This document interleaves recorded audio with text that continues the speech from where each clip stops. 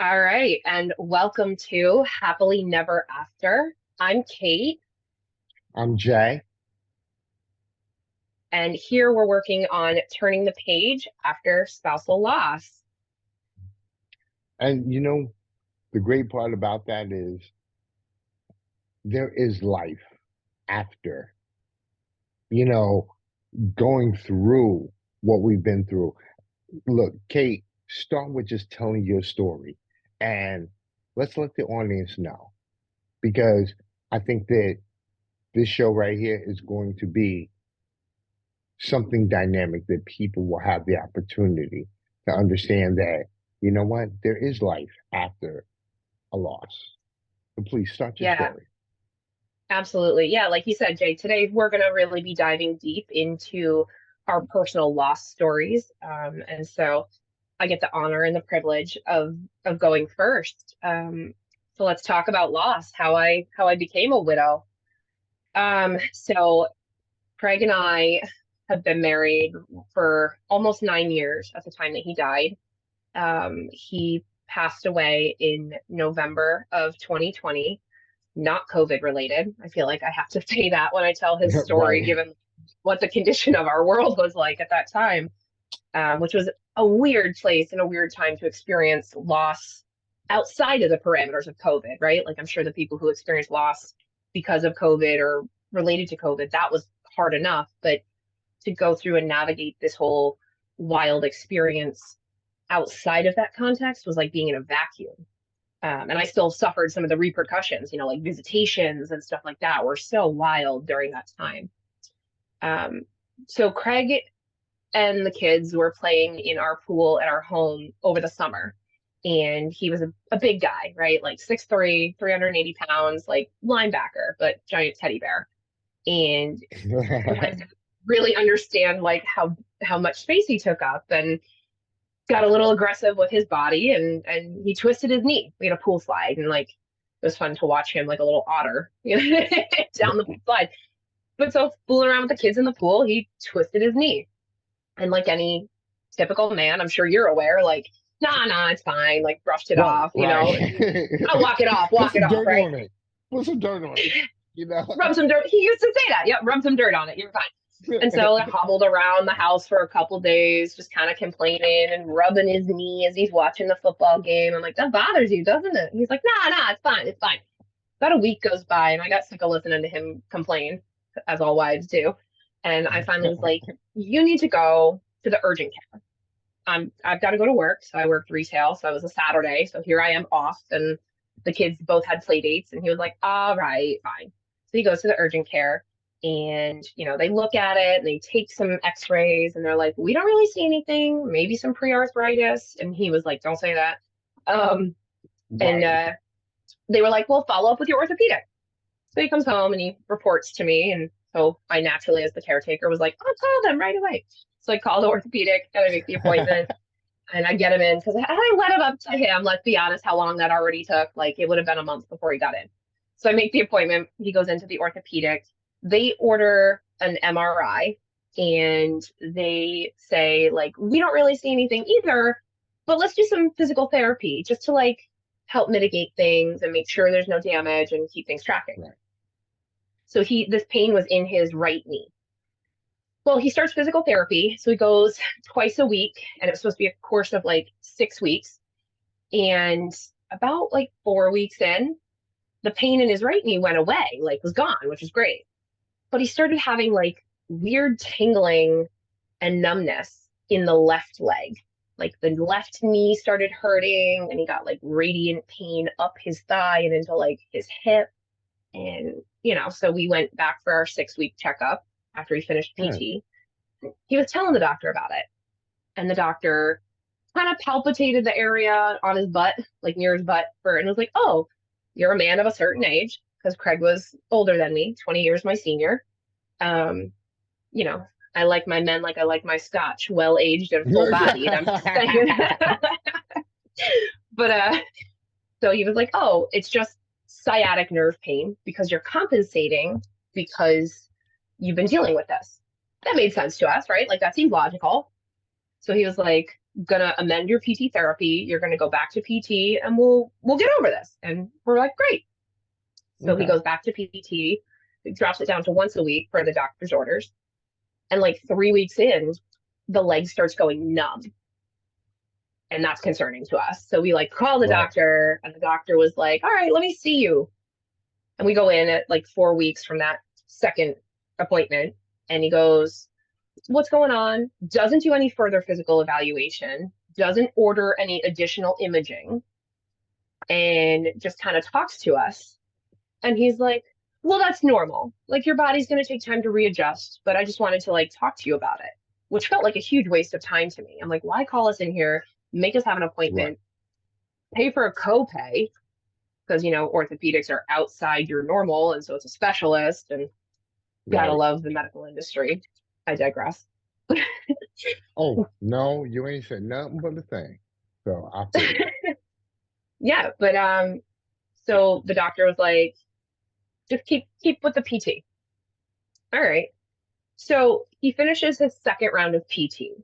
And at this point, like he starts falling down the stairs because the leg is like going just randomly numb and giving out.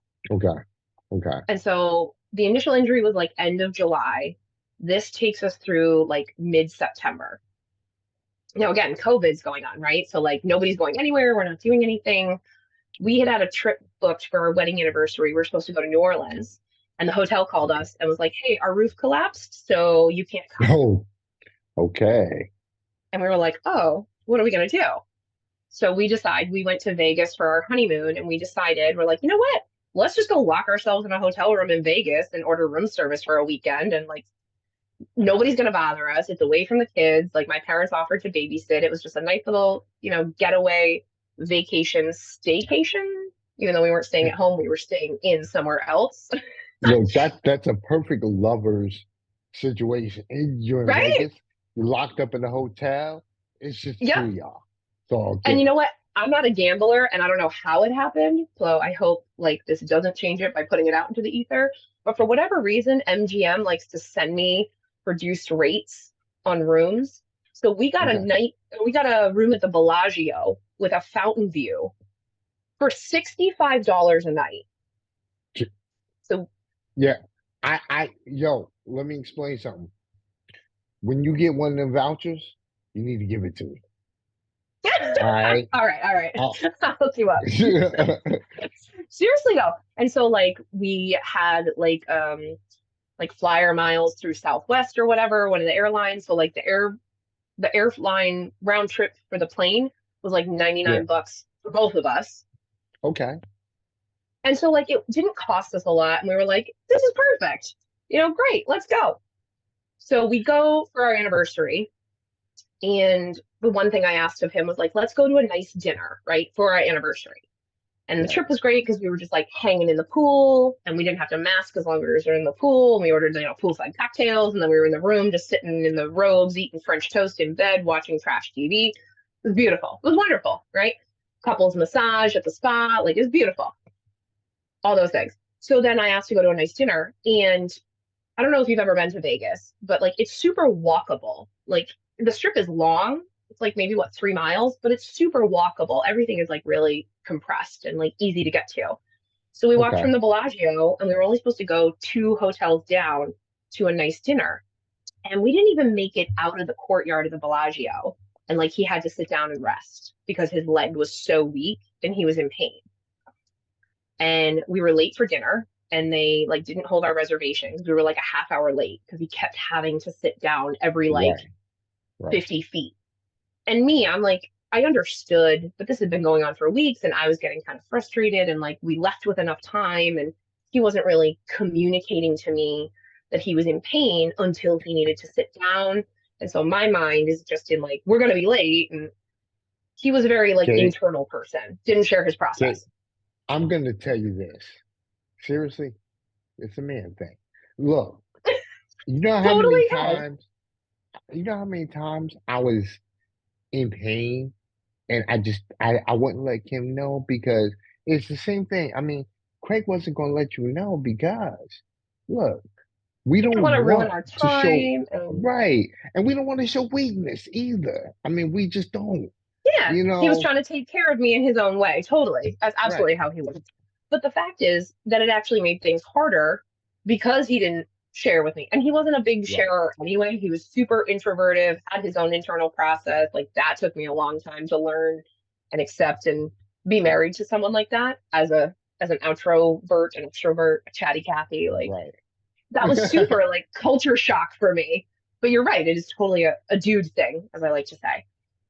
So, we missed dinner and we end up in this like huge fight while we're in Vegas. And that's when I really started to understand like how much pain he was in and like how I just thought it was like randomly numb or randomly weak. But no, it was like ongoing. Right. And he apparently had told the physical therapist about it and they kind of dismissed him. And so when we get back from Vegas, I call the doctor again and he didn't want to see us. He was like, finish your PT, don't worry about it. We'll follow up again. So Halloween comes around. So this is now end of October, and it's just getting worse and worse and worse. And Halloween, like the week before Halloween, rolls around, and he started having this like intense back pain, like lower back, kidney area. Like I saw him cry 3 times in his life that I knew him. Right. The day we Right. got married, the day my daughter was born, and the day before Halloween that year. See, So like it must yeah, have like it hurt. It hurt. it hurt. So every time he would lay down flat, it was like excruciating pain. So then Halloween came around and we do like family costumes. I used to make all of our costumes and that year we did Jurassic Park. So like I was like Dr. Ellie Sattler, my daughter was a dinosaur, my son was Ned Leadry. I don't know, the guy who gets Right. eaten by the Dilophosaurus, and then he was like the old guy with the hat, like welcome to Jurassic Park. Like, and he was perfect for it. I'll have to show you the picture sometime. Um, but he couldn't even walk with us to go trick or treating. He was in that much pain and there was that much weakness. So he drove his car like 3 miles an hour following me and my kids as we're going door to door trick or treating. Right. And then we had to cut it early because just sitting in the car was painful for him. That's not like him. So like it was not good. Right. So I feel I you. had been calling the doctor, the orthopedic, periodically throughout this whole time, like asking questions, like, is this normal? Telling them about the back pain. And they were just like, oh, take Tylenol, back and muscle, or put some icy hot on it, or try Right. hot showers, or all those things. And we had an adjustable base bed. So, like, he was sleeping in the zero gravity position, quote. Um, and then it was like 2 o'clock in the morning after just not sleeping, he would finally get up and go down to the bathroom and stand in the shower for like an hour, letting the hot water beat on it because that was the only thing that really just alleviated the pain. The pain. And it was enough to like bring it down. He would come back to bed and then roll around for the rest of the night, just uncomfortable and in pain. So, beginning in November, and I was a retail manager for a luxury store at the time. So, like, work was crazy for me, right? Like, we're getting ready for Black Friday. It was my first holiday season as a store manager. So, like, retail, you're never home anyway. But this was like Right. extra not home. I was working like open to close, and with COVID hours, it was like covering shifts when people were calling out and all this other stuff. And then I remember I was at work, it was November 11th, and I was supposed to do the closing shift. So I'd just gotten there for like 2 p.m. and like 5 o'clock rolls around. And we had the type of relationship where like we were texting all the time and, you know, he called me. And so I like knew something serious was up. And I was like, Okay. Yeah. hey babe, what's going on? The first thing out of his mouth was, I can't get off the couch. And I was like, what do you mean you can't get off the couch? And he was like, I can't feel my legs. And I like kind of like stopped, like everything I was doing kind of just like faded into the background. Right. And Right. I paused, and before I could even say anything else, he goes, and I'm pretty sure I just soiled myself but I can't tell. And I was like, okay, I'm on my way. So I like called my assistant store manager, had her come in to cover me. I called my boss. I told her there was a family emergency and I left and I drove home. And like my parents were living with us at the time, adult disabled parents. Um, so like they're cognizant and able-bodied for the most part. So like I think my mom was making dinner and my dad was like helping out with laundry and the kids were home because it was evening. So like Craig was, watching TV on the couch and my son was sitting next to him and my daughter, who was 18 months old at the time, was just kind of like toddling around on him and playing with him. And he was himself from the waist up. But you could tell, like just the look on his face, the heaviness in his face that he was uncomfortable and that something was wrong. So I like took one look at him and I kind of was like, what's going on? And he looked at me and he's like, something's not right. I was like, okay. So I call the on-call line for the orthopedic, and the doctor called me back right away. And it was a doctor we hadn't dealt with before. And I kind of start to explain it to him, and he was like, hold up, hold up, hold up. Let me stop you right there. And he asked, like, he's numb? And I was like, yeah. And he was like, go to the emergency room yesterday, basically. And I was like, well, he can't get off the couch. He goes, then call the ambulance. Do not wait. Hang up with me. Call the ambulance. So now I'm like, freaking out. Freaking out. Yeah. But like I can tell he's freaking out, so I'm trying to like project manage what's happening. Right. Not freak out for the kids, not freak out. But I'm like, okay. So I explained to him kind of in his ear what I'm gonna do, what the doctor said, and he was like, well, if that's what we have to do. He was just that kind of person, right? Like, this is what we're doing. So I call the ambulance and they load him in and I couldn't ride with him because of COVID. And I remember like we had a raised garage, like our garage was above our living room, or I mean, our living room was above our garage. Um, and so like I remember looking back up and the kids are with my mom, like looking out the window as the ambulance pulls away. And I'm like getting in the car and I like wave to my daughter who's like a baby at the time, right? And Right. I can hear my mom like, blow daddy a kiss, say goodbye. If only we had known that was the last time my kids would have seen my husband. Right. Right. And I think about that like as my kids are older now and like going through grief, like, oof, that's oof, oof, yuck. Like that makes that yucky belly feeling, you know? And look, that's the Sorry. hardest thing because look, Kate, first off, it's mad rough. And like you said, you're looking at you're looking at your children and everybody's thinking, hey, look, daddy'll be fine. He'll be back. You know, Yeah.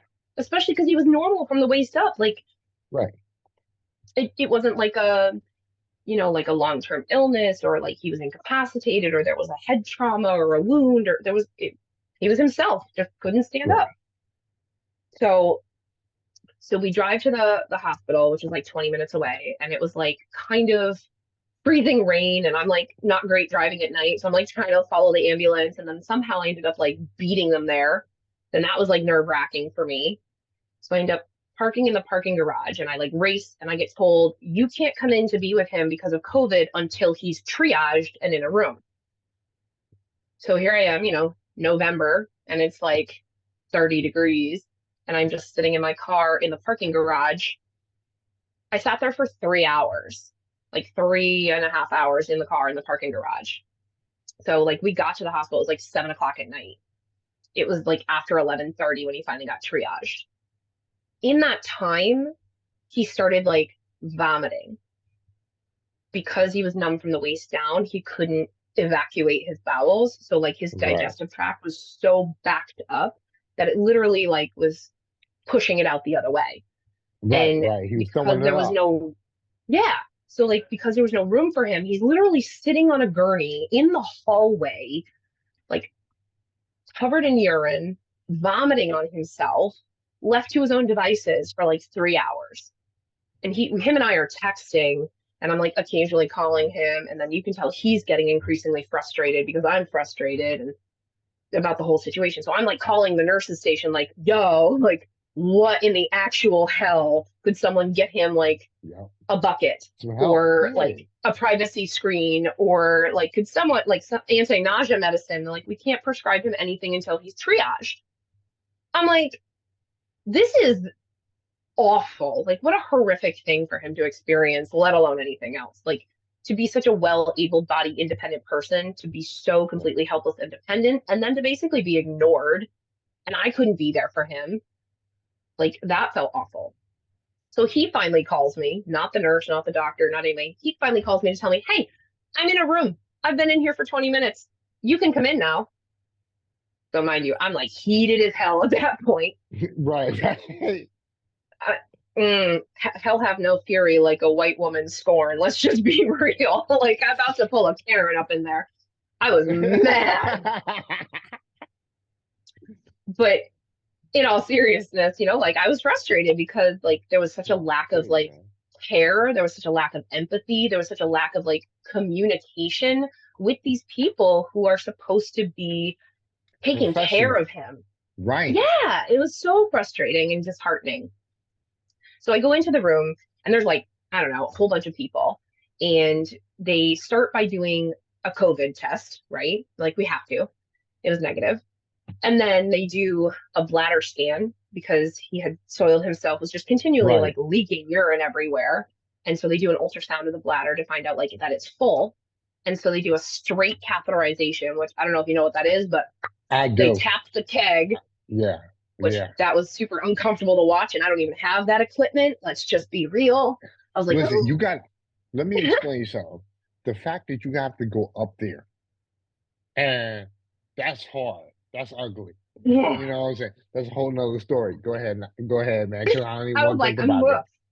I don't want ooh, to think about everyone out there is like it. crossing their legs now, right? Like, forget Right, about it. right. Yeah, because I'm Uh, seeing now. I'm like, bring it oh back. God. You know, Yeah. So we had to do that. And then they just like unleashed this battery of tests on him. He had a contrast MRI. He had an X-ray. He had an endoscopy. He had basically a colonoscopy. He had a spinal tap. He had several blood draws. He had a psychological evaluation because they wanted to make sure it wasn't all in his head. We had the infectious disease doctor come in. All of these people come back and say, we don't know why you're numb. right, right. We don't know why you're numb. And so we spent from 7 p.m. when he first got there until 5 in the morning in the emergency room. And they said, well, we don't know what's wrong, so we're going to admit you. And then they turned and looked at me and said, Mrs. Mollison, visiting hours start at noon. You can come back then. And, in not so many words, showed me the door. Excuse me. So they put him upstairs in a room. Now, mind you, I haven't slept yet. I had been at work, the day Right. before. I'm a habitual insomniac anyway, so I'm operating on like maybe 6 hours of sleep over 3 days at this point. So I drive the 20 minutes home. I put together a bag. He had sleep apnea, so I grabbed his CPAP machine. I Right. grabbed his like a comb and a razor and this little toiletry Right. bag. Right. Change of clothes, his slippers, like whatever, his sweatpants, that kind of stuff. His phone charger. I grabbed all that stuff and I go back. And with COVID restrictions where we were, you had to like stand in line outside the main entrance of the hospital and like show your ID. And then they would give you a sticker, and that sticker was valid for 2 hours. And then, because they had security guards on every floor, they would kick you out after 2 hours, and you'd have to go back downstairs and Right. stand in that line again and get a new sticker. So I did that twice. Went up, saw him for 2 hours, and then got kicked out, and then went back down and stood in line for like an hour, and then went back up. And the second time it went back up, right as I was coming in, a doctor came in and he introduced himself and he said, I'm the IR doctor. And him and I kind of looked at each other and we're like, what's that? And so it's intravenous radiology. Still didn't know what that meant. But he's like, we think we know what's wrong with you after reviewing all of your tests. But in order to confirm your diagnosis, we have to do exploratory surgery. We're like, okay, what's wrong? He goes, well, I don't exactly want to tell you until we confirm it because if it's not, we don't want to scare you. And so here we're thinking like, oh my God, it's a tumor, it's cancer, Right. it's this, oh Right. my. And so him and I are like freaking out. So the 13th, so the next day, Friday the 13th, they do this exploratory spinal surgery and they go in and they look at his spine and they come back. And the surgery went well. It was super quick. It was like 3 hours, which is quick apparently for surgery, which I'm like biting my nails the whole time. I was a nervous Nelly with him because he'd been to the hospital a whole bunch because he had a cardiac condition. So like me and him in the hospital didn't get along well. So here I am like on the Right. edge of my seat as it is. And now we're talking like spinal stuff and we don't know what's going on. And I'm already thinking like, Jesus, this is cancer. He goes through surgery, goes through recovery. He comes back. Um, they removed the catheter that they had put in to do surgery, and they continued to just straight cap him at that point, which made no Okay. sense to me. I'm like, why? He's numb. Why aren't we just leaving in the catheter? Right. Put a pin in that. Put a pin in that. We'll circle back. Um, so he says, you have a condition that we suspected, and it's something called atriovascular fistulation. And I was like, that is a whole lot of letters all at once. So, right? Like that is a, supercalifragilisticexpialidocious. That's what you have. Right. Right. So basically what that means is typically it's a birth defect that isn't discovered until people are elderly or much older. And it's usually diagnosed when people develop arthritis and start doing arthritic treatments and care. And so because he had this injury that then resulted in the sciatic pain, it exacerbated this birth condition and we were able to Okay. find it earlier. So the doctor was like super excited that we discovered it, 30 years earlier than we probably would have. He's like super fixable, really great prognosis. We're going to go back in the same way we just did with surgery. We're going to, fix it. And what the atriovascular fistulation is, it's basically a knot of blood vessels that think that Okay. they're arteries. So the blood flow is the wrong direction. And because the vessels are knotted, blood will pool in those vessels. Because of where his was, it was compressing his spine. And that's why he was numb. And the numbness had been so ongoing since June, basically, like that Okay. slow uptick in compression. That's why he became incontinent. It was just a whole system shutdown of that nerve that was being compressed. We were like, oh, that makes perfect sense. What's the fix? We're going to go in and we're going to inject a medical grade adhesive into those malfunctioning arteries. The good news is none of them are feeding the spine. So, with rehab, because you've been weak for so long, you'll be able to like regain probably 98% of your motion and feeling. Anything you don't recover is negligible. It's a great prognosis. We were like, cool, that seems easy. It's not cancer. We celebrated. We're like, yeah. I was like, I went out and like bought steak dinner and went back and had dinner with him at the hospital that night. We're like, victory, we win. Little did I know. So he has the But surgery. Isn't you know what? it funny? Like we celebrate those things and then like comes back to bite us in the ass like But just a you know few what? days It's later. because you get some good news and you want to live on that good news. And then, you know, they hit you with the part two. They always hit you with a part two. Yeah, And but like the that's thing it. is, like again, it's not like it was a tumor and it was an operable tumor, and then he was going to have to do chemo. And not to like minimize that experience for people, but like we weren't in that situation. So for us, it's like great, we have the surgery, he does the rehab, it's fixed, we're back to normal, we're back whole again, like easy peasy lemon squeezy. No, it turns out it was difficult, difficult, lemon difficult. So we uh we had the surgery on the 16th. It took 3 hours longer than it was supposed to have. So again, here I'm like freaking out. He gets out of surgery and it was a success. They were like really encouraged by it. He's in the recovery room and he's already able to like barely wiggle his like big toe on one foot. So we were like jumping up and down. We're like, awesome, huge, great progress. We weren't expecting that. Even the doctor was like, that's not normal. That's awesome. Like, that's a huge, Right. good green flag. There was no bed for him on the floor. So he had to spend the night in the operation room recovery, like the PACU is what they call it. Right, right. So you had to spend the night there. What I learned later on was that they didn't put the compression booties, like they are Velcro booties that they're supposed to Oh, put I on know you. the things to atrophy, to prevent atrophy. Yeah, Yeah, so like to keep the blood flow moving, they didn't put right. those on him in the recovery overnight.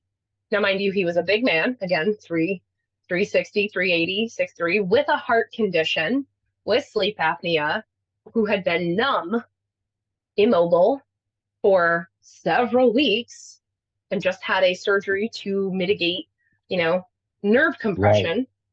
And right. they did not put the compression booties on him postoperatively. So that happened.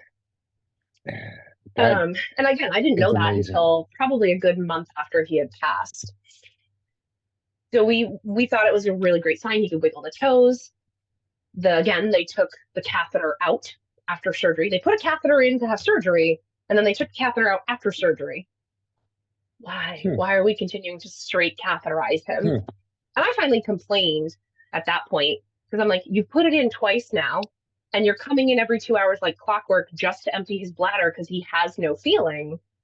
Why aren't we just leaving a catheter Right, right, in? It didn't make sense to me. Like that felt like a mismanagement of care. So he gets a room on because he had spinal surgery, he had to go to like the neurological floor technically. okay, okay. And because it was like a spinal column issue, it feeds the brainstem, so that's how they like organize that, I guess.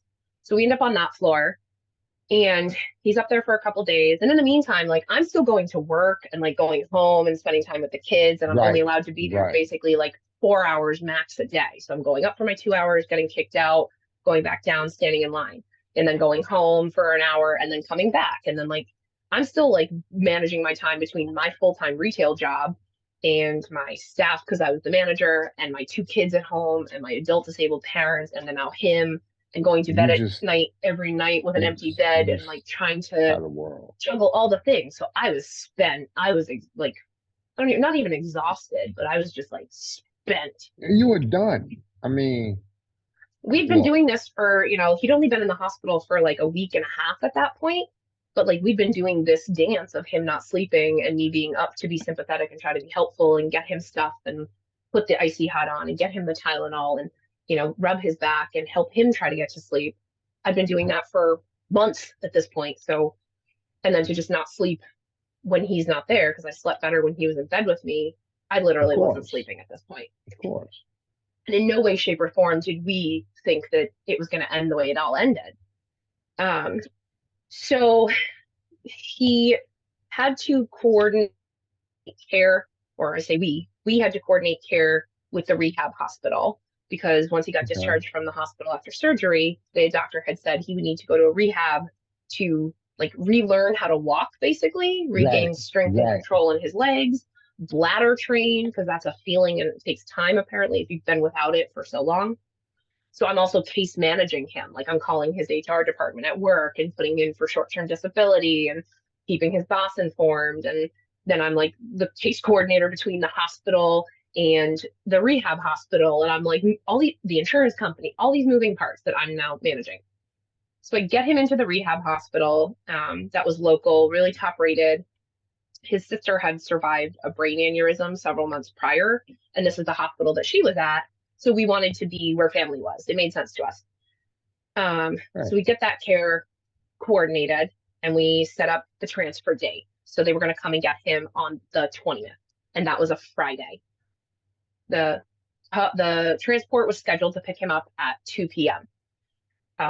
I actually had a job interview that day because I was looking for new job opportunities that would have like better career advancement because I'd kind of hit a ceiling with my current employer.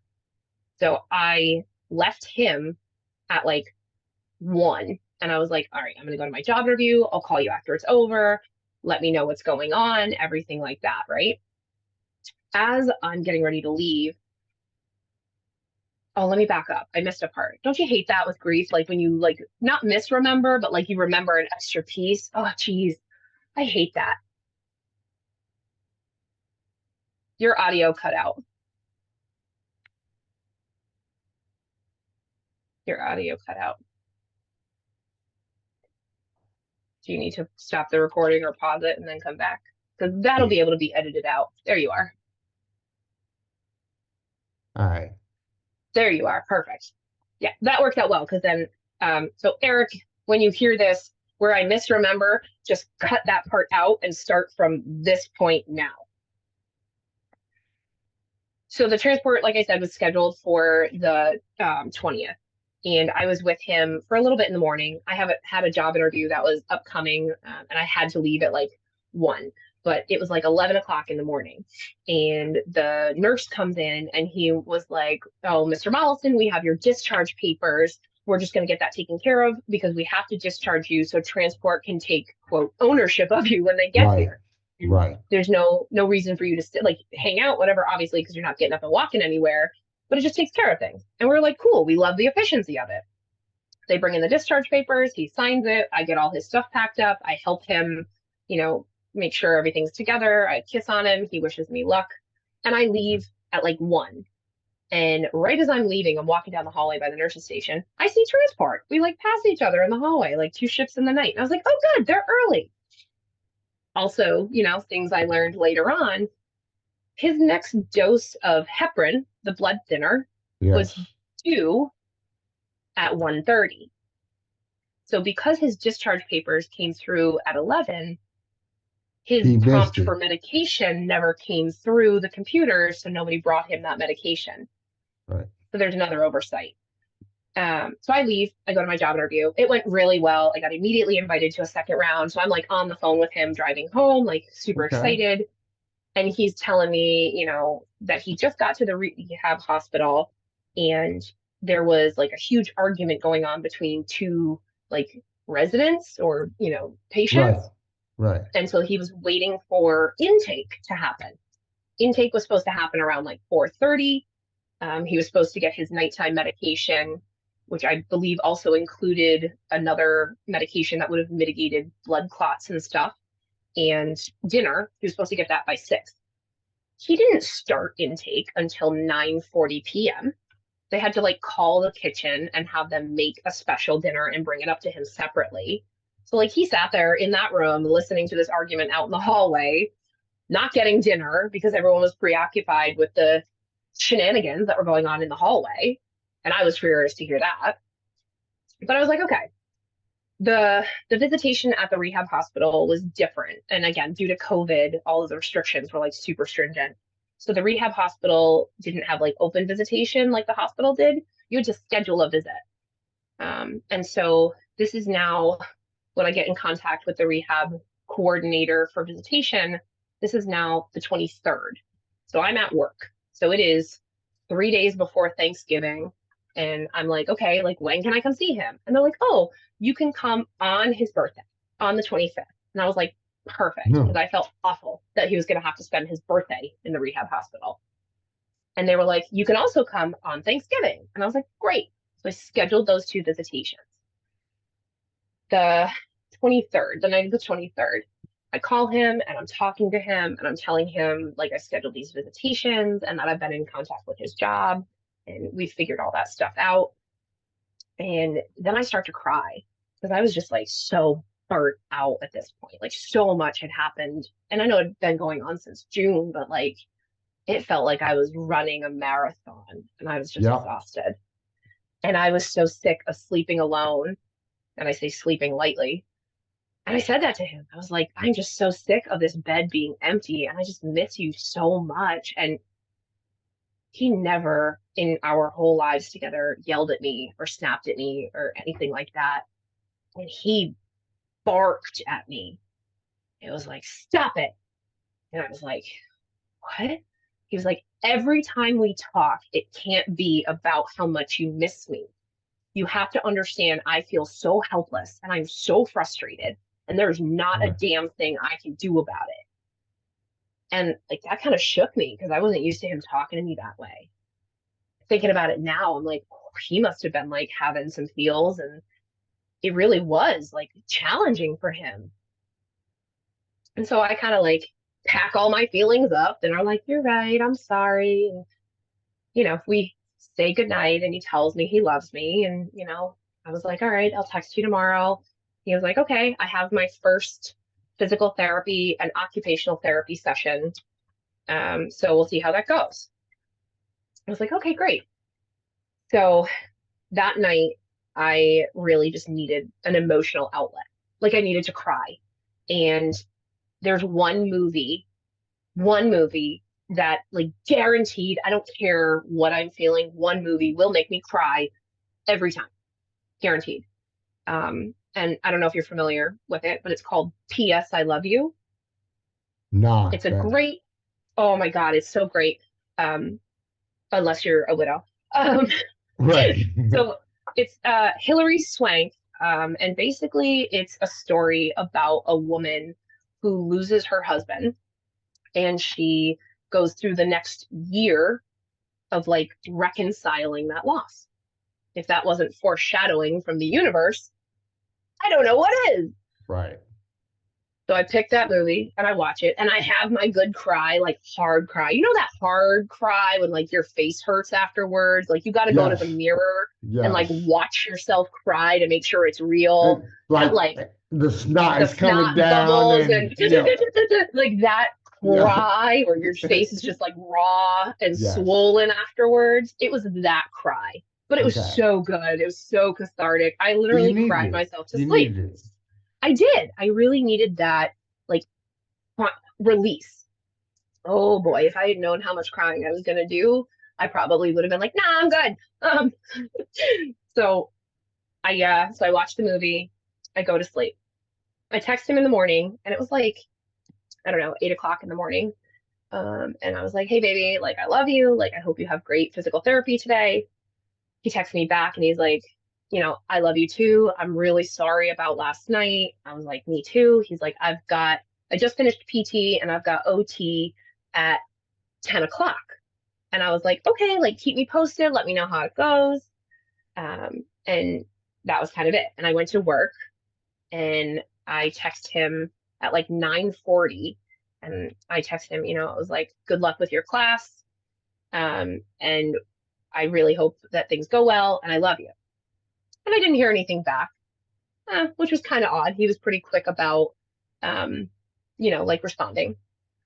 And about 20 minutes later, I got a phone call and I'm at work at this point. Like I was doing opening stuff. So I'm, sitting at the computer and I'm typing and I get a phone call and so, I answer it and it's like, hi, Mrs. Mollison, this is Dr. Pesh at the Hartford, the hospital for special care, like the rehab hospital where your husband is. And I was like, oh yeah, I'm going to go and visit him tomorrow, like all perky and shit. And he's like, just wanted to let you know his heart stopped and you should probably go to New Britain General. And he was like, kudos to him. He was so cool as a cucumber because like I didn't even register what he said initially.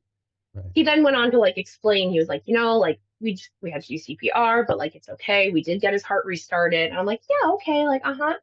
What? And I like had to have him repeat himself. And so then I'm like scrambling and I'm like getting all my stuff together and I'm like texting my assistant store manager, like, I need you to cover. And I'm like leaving work and I like locked the door and freaking out. Now, mind you, I'm bad with directions, right? I think I said that already. Also, short-term memory problems, apparently. So like I'm trying to like look up the address and like figure out what's going on and like call my brother-in-law and like so like I'm all over the place. I'm a crazy mess. Driving like a lunatic. Like my middle name should have been Andretti because skirt You skirt. was going. You was Uh, doing. I was just going. I think I went down a wrong way street like at one point, like the wrong way down a one-way street at one point. I find myself at the hospital and I like burst into the emergency room and I'm like, where is he? The sky is falling. And nobody knows Right. what the hell I'm talking about. Like nobody, they're like, who are you talking about? We don't have anyone here. And I'm like, oh my God, I messed up. I'm at the wrong hospital. So I'm like trying to call the doctor. I'm like freaking out. And then they put me in a family waiting room. And that should have been the first clue. But here I Right. thought they just didn't want me, bothering other people, right? No. So they put me in this family waiting room and a social worker comes in and bless her heart, but she was like a baby in comparison. Now I'm not old. I feel old some days, but I'm not old by any stretch of the imagination. So for me to look at her and be like, "Whoo, you a child?" Like she was Right. green. She was green. Well intended, obviously well educated, but everything out of her mouth was just wrong in every possible way, you know? And she's like asking me these questions, and my brain isn't working. And here I'm trying to call his, older children. He had 4 children from his first marriage who are all adults. So I'm like, I don't know what's going on, blah, blah, blah. She tells me that basically his heart stopped like 3 more times, and it took them a half an hour to get his heart restarted. And then they loaded him onto the bus, and they had to pull over twice to get his heart started again. And that's why I beat him there. So then she's like with me, and she's saying all these things. And I finally look at her and I was like, excuse me, are you married? Do you have children? No? Then respectfully, shut the hell up. And I Right. basically just like motioned to the door and was like, you Right. can excuse yourself. So she left. She comes back like what felt like an eternity. I don't even know how much time. And she's like, oh, you can see him now. And so my mind is like, he'll probably be, you know, unconscious, Right. but he's fine because they weren't like, there's a problem at any point in this. They're like, oh, you can see him now. And I'm like, great. They walk me down the end of a hallway, and it's like the last room. It's like that horror movie, Last House on the Left. This was like Last Bay on the left. And there's a whole bunch of befuddling happening behind a curtain. And all I remember is like the social worker and a security guard and this doctor who walks out from behind the curtain. They're all like, can we get a chair? Can we get a chair? Someone get her a chair. And I'm finally like, I don't want your stupid freaking chair. Like, Right. what in the shit is going on? And the doctor looks at me and she says, Mrs. Mollison, your husband's heart is weak. And even if we get it restarted, his brain has been without oxygen for over 90 minutes. He's essentially not there anymore. And I basically looked at her and was like, I don't care. Do something, fix it. Right. And she's Right. like, we've already given him 3 times the dose of epinephrine for someone of his size. There's nothing else I can do. And I was like, do it again. And she was like, okay, I'll try one more time. But after that, I unfortunately have to call it. And I was like, no, no, there's no calling anything. They pull the curtain back. And this is all like very out of body experience. Like I'm watching a movie. And there's this man who is completely unrecognizable. This big, loving, articulate, intelligent teddy bear of a man is stark freaking naked on a backboard with a collar, intubated with like several IV lines coming out of him. And he has this chest compression machine hooked up to him, which apparently they had to put on him in the ambulance. Now, I don't know if you know what a chest compression machine is I or do. if you've ever seen one. I do. 1 out of 5 stars. Do not recommend. Nobody should see that thing in action because this 360, 380 pound man came straight up off the bed about 2 feet every 30 seconds or so. Ka-chunk, ka-chunk. Right. And that Because was like, it is right. compressing. It is literally doing the compressions for people. But to like the physics just didn't make sense to me how they could just get this man in the air that effortlessly, that repetitively. It was mind boggling. And now I understand why they wanted me to have a chair because I like fell to the floor and I screamed.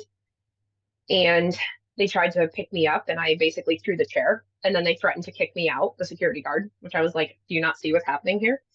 Right. I remember crawling through the social worker's legs. Like I crawled through like a kid in a tunnel, right? Excuse me. I crawled through her legs and the doctor like stopped and stood in front of me. He was like, you can't be in here. And all I remember saying was like, there's no way in hell my husband's going to die without knowing that I'm here. Whew. So I like clung onto his foot, right? Like his foot, and he was tall, so his feet were like hanging off the edge of the gurney. Right. And so I like hugged his foot to like my face. And I hate feet. So if you know anything about me, like I hate feet. So it must have been serious if I'm like embracing his foot to my face. And she was like, fine, but you have to stay right there. And I very vividly remember like glancing up and looking at the digital clock that was on the wall and seeing the time. And it was like 10:37, and I'm like stroking his leg and talking to him, and they're all like just muddling around him, and it was just bedlam. And then the next thing I know, she says, time of death, 10:42. And I like scream in this way that just like reverberated through my whole body, and they start like very almost immediately disconnecting things and like packing things up. And I remember like screaming, like, why aren't you helping him? Somebody do something. Why aren't you helping him? And then that very quickly changed. And I don't know at what point, but that changed to stop touching him, get your hands off of him, leave him alone. Like they tried to like rotate him to take the backboard away. And I was just like, leave him alone, leave him alone. To again, the point where the security guard came over because I guess I apparently threatened one of them. And I don't remember that, where I was like, I'll beat you if you don't stop touching him or something. Where the security guard was like, you can't threaten our staff. If you do that again, I'm going to have to remove you. Um, and I turned to him and I was like, did your husband just die? No, leave me alone. Right. And so they, obviously like they disconnect everything. And then I just remember them like dimming the lights and closing the door. And then there I was alone. Kate, um, first off, I'm gonna say this. I'm so sorry you had to go through that. Second thing is, you know what? Kids was crazy. When you hear my story, you're gonna hear elements of your story in my story. You know, look, we just want to say thank you, all of the listeners, for really taking time to listen to our show today. I mean, if you enjoyed what you heard, please, subscribe to our channel. You know, I'm Jay, and this is Kate, and until next time, we look forward to talking to you again. I mean, this this is a very hard subject, no matter what, and the fact that Kate and I are brave enough to just relive this over and over, you know, um, look, we understand what's going on out here with with losing a spouse and everything else that's applied to it, whether it's a hospital related issue, whether it's a funeral related issue, whatever it is. Again, we It's understand that's why the show is here. and it's part of the healing journey, right? For us to share. Like it's not intended for Absolutely. us to relive that trauma, but it's important for the healing process to be able to like speak it into truth and to share it with people. They say that grief is a language, right? That you don't learn until you encounter it. And I Right. think the important piece, that's what I want people to take away from my story, is I don't want to be pitied. I know it's a super traumatic story to hear. And so, apologies for anyone who felt triggered or traumatized. But I think that it's important to note that the more I say it, the more I tell it, the more affirmed it is. Not that it wasn't real before, right? But like that it gives validity to people who are also experiencing it and don't have the opportunity to tell their story in a safe place. Like I want our listeners to feel like they can share. Um, just as a note, I'll say like let's have Eric edit out that outro that you did because that recap that you did is really great. I want to make sure that we like tie it up in a bow so people Okay. aren't being left with the trauma. So everything you just said was perfect.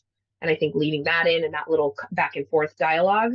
And then let's make sure we're splitting it because I'll do the if you enjoyed what you heard, I'll say that just like we split the beginning, we'll split the Okay. end. Okay. Um, so it's like we want to thank you for listening to today's show is what you would say. And then I'll say, if you enjoyed what you heard today, make sure you subscribe. And then I'll say with grief and gratitude, I'm Kate. And you'll say, I'm Jay. Thanks for listening, kind of something like that. And that'll be a nice way to wrap it up. But if Eric could just take that little like, you know, summary of my story and what the purpose of this is, that would be a great like tail end of the episode. So if that can be edited to there, I think that would make sense. All right. So why don't we just do the outro now, if Just the that makes sense for outro? you. Okay. Yeah, so you can, if you wanted to, now that I've said my little piece about the purpose of the show, I'll say, Well, let me and on ask our you next this. episode, so we're just fine tuning, Eric, if you're listening, we're just fine tuning um, the recap of my story. So I gave my feedback on it. Jay had given some feedback on it. So cut out the outro that he did before his feedback, do the feedback and my feedback, and now he's going to wrap it up. And then we're going to re-record the intro and the outro. I just wanted to say, like I said, Kate, thank you for sharing your story. It's harrowing, but again, it's a good opportunity to be able to let others know that, you know, you can find a way to move forward through the challenges of what you've gone through. So again, I just wanted to say thank you. Absolutely. Thank you. And I know next time we're going to be hearing the story of how you lost your wife, Kim. So I want to thank you in advance for being willing to be transparent about that experience as well. Absolutely. Absolutely. I mean, you know, again, we want to thank the audience just for simply listening to today's show.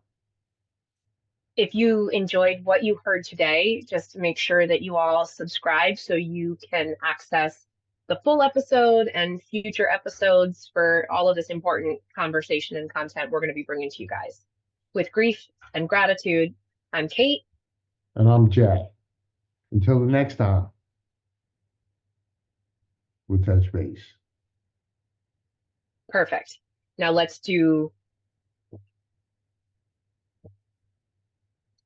Hey, everybody, and welcome to Happily Never After. I'm Kate. I'm Jay. Here, we're working on turning the page after spousal loss. And on today's episode, I'm going to be sharing with you all the story of how I became a widow. You've been listening to Happily Never After, part of the Xvadio podcast network. You can catch every episode of Happily Never After, as well as the rest of the network, at xvadio.com, the Apple Podcasts app, Google Podcasts, Spotify, iHeartRadio, Audible, Amazon Music, and wherever you find podcasts.